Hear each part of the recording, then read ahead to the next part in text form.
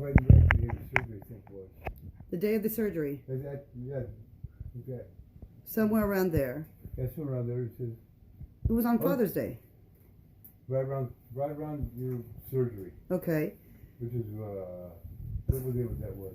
You had surgery. Monday. Yeah. Surgery Monday. Right. Yeah, he's been checking, we're checking, how everything went and all that. Cause he wants to have a delayed Father's Day, Happy delayed Father's Day from my son Daniel. That blew me away. What? What did you say, Paul? Well, the court said thank you. I said, how he was doing, how the surgery went and all that. He said, yeah. There you go. So single mamas out there, God brought this man into my life. And when I asked my son, did he want to, do you want to get closer to your real dad? I show him a picture. He wasn't even interested in his real dad. He was like, no, Mom. He's like, I've always had you. Like, he never looked for me. I was like, well, he never knew he had you. Like, I didn't tell him, you know what I mean? He's like, no, not interested at all. And then he's like, oh, Mom, I called Paul to wish him a happy Father's Day. And then Paul never told me that. And then Paul was like, oh, yeah. Well, but there's a surgery and all that, we got. How did you feel about that, babe? Felt pretty good. Did it surprise you like it surprised me? It surprised me. Okay. Pretty cool. You won him over. Not even his own dad. And you just, obviously it took time. But see, it's a good thing. See, because all a single mother's like, oh man, listen, wait on God. I didn't even know this was going to happen. And I'm happy because, see, I was talking to my mother.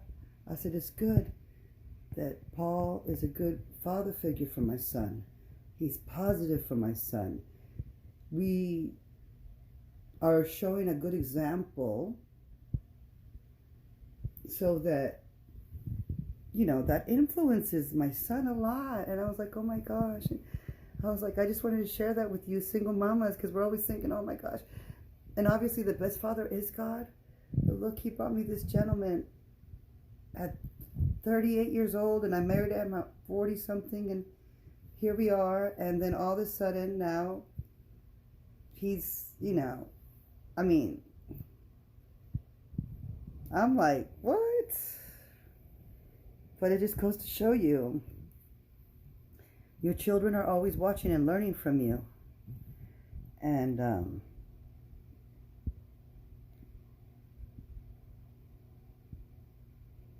when they have a positive role model such as Polly, and then me being happy, like their parent happy, and not being yelled at and abused and fighting and the police called, because man, when I said I went through it with my exes, I really, really, really, really, really, really did. I went through everything that you can imagine, okay? Everything. Just drama. And my kid got affected by that in a negative way. Because it was a negative situation, negative environment.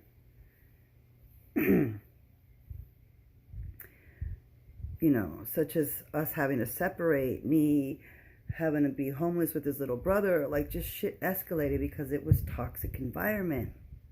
Toxic shit was always going around. And now it's a positive environment. There's love. There's God. He believes in God. And they always say, watch how a mother treats, watch how a man treats his mother. The way a man treats his mother is the way that man's going to treat you.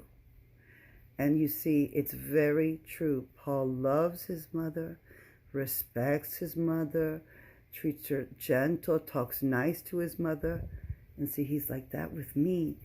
The other ones that were mama's boys, that would hang up on their mom, that would curse at their mother, called them a fucking bitch, that's what they would do to me. It's true. So I just want to say, you know what, Paul? I love you with all my heart. And I thank God for your heart. Because you have my heart. And now look at that. We're a family. A true family. Mm-hmm.